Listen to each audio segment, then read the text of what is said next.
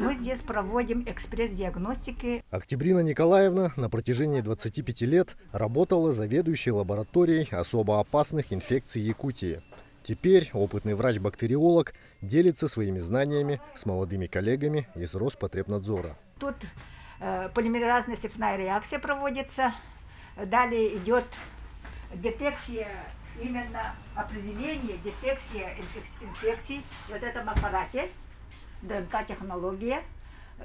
И через 1,5 часа, от 1,5 до 4 часов выходит результат. Опасные штаммы вирусов, вроде тулеремии или сибирской язвы, будут выявлены здесь в кратчайшие сроки.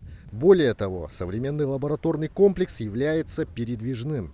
Это мобильная лаборатория молекулярной диагностики. При чрезвычайных ситуациях машина быстро приезжает на место происшествия и проводится экстренная экспертиза.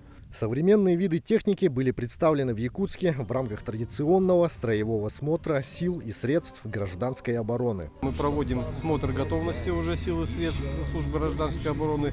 Таких служб у нас 13 на территории Республики Саха-Якутия, которые мы считаем на сегодняшний день полностью готовы к выполнению задач по ликвидации последствий чрезвычайной ситуации, оказанию помощи населению как в паводкоопасный период, период лесопожарной обстановки сложной. На смотре присутствовали республиканские спасательные службы, МЧС, сеть наблюдений и лабораторного контроля и 5 нештатных аварийно-спасательных формирований. Они продемонстрировали уровень подготовки и техническое оснащение своих подразделений. Значит, это изолирующие аппараты на сжатом воздухе, предназначены для работы в непригодной для дыхания среде. Время защитного действия 60 минут. В этот день также были вручены ведомственные награды, первые и очередные звания. Много теплых слов прозвучало в адрес ветеранов спасательных служб.